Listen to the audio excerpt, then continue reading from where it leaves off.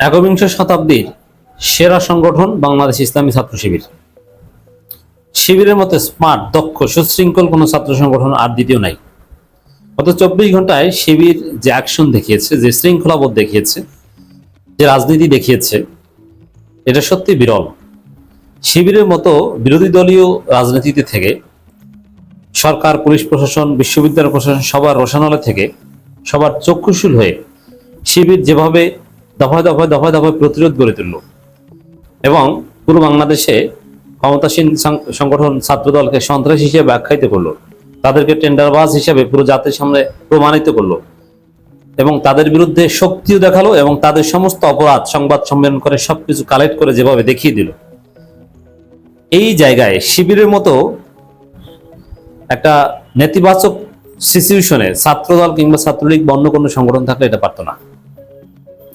দর্শক, বিশ্ববিদ্যালয় প্রশাসন, পুলিশ সবাই শিবিরের সাথে বিমাতাসুলভ আচরণ করছে।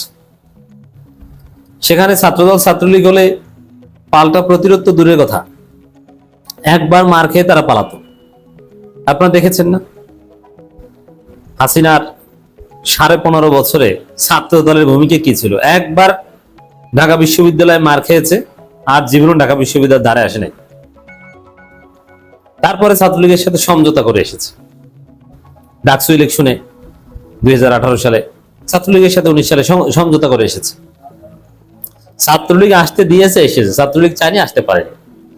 কিন্তু শিবির যেভাবে হলে টিকে আছে, যেভাবে পাল্টা প্রতিরোধ গড়ে তুলছে, যেভাবে ছাত্র দলের প্রোপাগান্ডার জবাব দিচ্ছে, সবচেয়ে বড় বিষয় আপনারা বুঝেন না যে শিবির ছাত্র দলের কত বড় ক্ষতি করে ফেলেছে।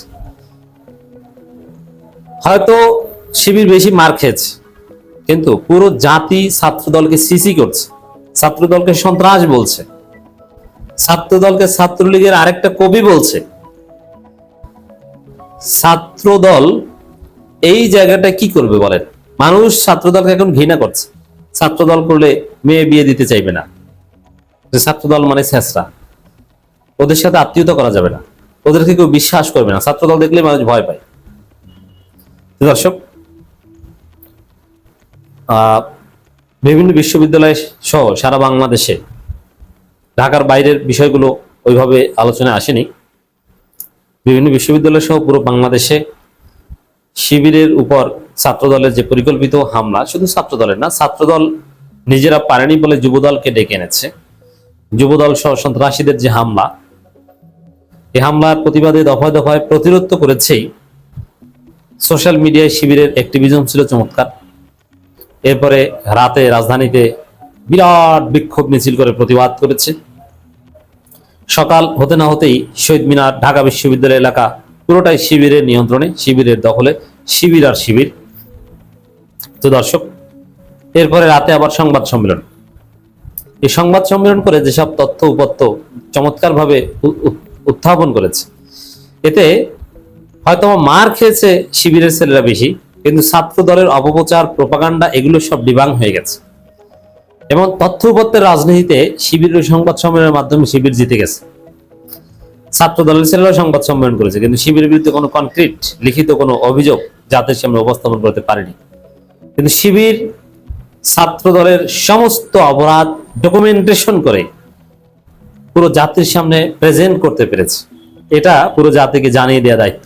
দেখেন, শিক্ষার্থীদের উপর হামলা চালিয়ে নিজেদের সন্ত্রাসী সক্ষমতা যাচাইয়ের এই অপচেষ্টা ছাত্রদলের জন্য বুমেরাং হবে। অবশ্যই এই হামলার অনেকগুলো কারণের মধ্যে আরেকটা হচ্ছে রাকিব নাসিরের প্রত্যক্ষ মদত এই হামলা। কারণ কি? ছাত্রদল নতুন কমিটি হবে, এখন মারামারি হলে বলতে পারবে যে নতুন কমিটির সময় না, এখন দেখেন না শিবিরের সাথে মারামারি, এই বাস্তবতে কমিটি দেওয়া যাবে না, এতে রাকিব নাসির আরো বেশি দিন এই পদে থাকতে পারবে। এটা আরেকটা উদ্দেশ্য, তারেক রহমানের ব্যর্থতা ধামাচাপা দেওয়া, এটা একটা উদ্দেশ্য, নানান মোটিভ আছে। কিন্তু না, কতদিনে আর থাকবে? এবং এই ঘটনার কারণে ভবিষ্যতে আজকে যারা হামলা করেছে, এদের ভবিষ্যৎ রাজনীতি হুমকির মুখে পড়বে। এটা তথ্য প্রযুক্তির যুগ, সবকিছু ডকুমেন্টেশন থাকবে। যখন নির্বাচনের দ্বারা ইত্যাদি ইত্যাদি এগুলো সামনে আসবে এবং এটা তাদের জন্য গলার কাটা হবে। যখন আজকে যারা হামলার সাথে জড়িত, যখন এরা বড় হয়ে যুব দলের পোস্ট চাইবে, স্বেচ্ছাসেবক দলের পোস্ট চাইবে, বিএনপির পোস্ট চাইবে, তখনই তাদের প্রতিপক্ষ গ্রুপ এই ছবিগুলো সামনে আনবে, বলবে যে দেখেন এরা তো হামলাকারী, এরা তো রোগীদের উপর হামলাকারী, রোগীর স্বজনদের উপর হামলাকারী। এরা তো ঢাকা আলিয়ার প্রিন্সিপালকে হত্যার উদ্দেশ্যে হামলা করেছে। এই তো এই গোষ্ঠী, এরা বিএনপির প্রচার সম্পাদককে শিবির বলে পিটিয়ে মাথা ফাটিয়ে দিয়েছে। এত এই গোষ্ঠী। তো দর্শক, শিক্ষার্থীদের উপর হামলা চালিয়ে নিজেদের সন্ত্রাসী সক্ষমতা যাচাইয়ের জন্য এই অপচেষ্টা ছাত্র দলের জন্য বুমেরাং হয় বলে মন্তব্য করেছেন বাংলাদেশ ইসলামী ছাত্র শিবির কেন্দ্রীয় সভাপতি নুরুল ইসলাম। তিনি বলেন, গত 16 বছর ধরে শিক্ষার্থীদের উপর নির্যাতন ও টেন্ডারবাজি চালিয়ে যে পতিত স্বৈরাচার ইতিহাসে রাস্তা করে নিক্ষিপ্ত হয়েছে, তাদের করুণ পরিণতি থেকে শিক্ষা নিন। ছাত্র জনতার রক্তের উপর দাঁড়িয়ে গঠিত এই নতুন বাংলাদেশে কোনো ধরনের দখলদারিত্ব, লেজুরবৃত্তি ও মাস্তানি রাজনীতি দেশের ছাত্র সমাজ আর এক চুলে সহ্য করবে না। তো শিবির প্রথমে ভিকটিম হয়েছে, যদি বলি যে ভিকটিম কার্ড খেলেছে ভুল হবে না, কিন্তু ছাত্রদলকে প্রথমে ডিমোরালাইজ করলো এবং সিম্পিতি ক্রিয়েট করলো শিবির মার খেয়ে। এরপরে শুধু মার হবে আর কথা হবে না, সাউন্ড হবে না। শিবিরের বার্তা অনেকটা এরকম। জগন্নাথ বিশ্ববিদ্যালয়, ঢাকা কলেজ, ঢাকা আলিয়া মাদ্রাসা, বেগম রোকেয়া বিশ্ববিদ্যালয়ে সাধারণ শিক্ষার্থী ও ছাত্র সংসদের নির্বাচিত প্রতিনিধি, শিক্ষক ও সাংবাদিকদের উপর ছাত্রদল যুবদলের হামলা প্রতিবাদে আয়োজিত এক জরুরি সংবাদ সম্মেলনে একথা বলেন নুরুল ইসলাম সাদ্দাম। বলেন, ক্যাম্পাসের 100 কোটি টাকার উন্নয়নের কাজ সেনাবাহিনীর মাধ্যমে সম্পন্ন হলে শতভাগ স্বচ্ছতা থাকবে এবং কেউ চাঁদাবাজি করতে পারবে না। কিন্তু ওপেন টেন্ডারের মাধ্যমে কোটি কোটি টাকার চাঁদা ও অবৈধ কমিশনে ভাগ পাওয়ার লোভী মানসিকতা থেকেই ছাত্রদল সেনাবাহিনীর হাতে কাজ হস্তান্তরের বিরোধিতা করে জগন্নাথ বিশ্ববিদ্যালয়ের সাধারণ শিক্ষার্থী, সাংবাদিক ও যক্ষু প্রতিনিধি দলের উপর এই বর্বরচিত হামলা চালিয়েছে। প্রতিটি ক্যাম্পাসে চাঁদাবাজি করতে না পেরে এই সন্ত্রাসীরা আজ উন্মাদ হয়ে গেছে। তিনি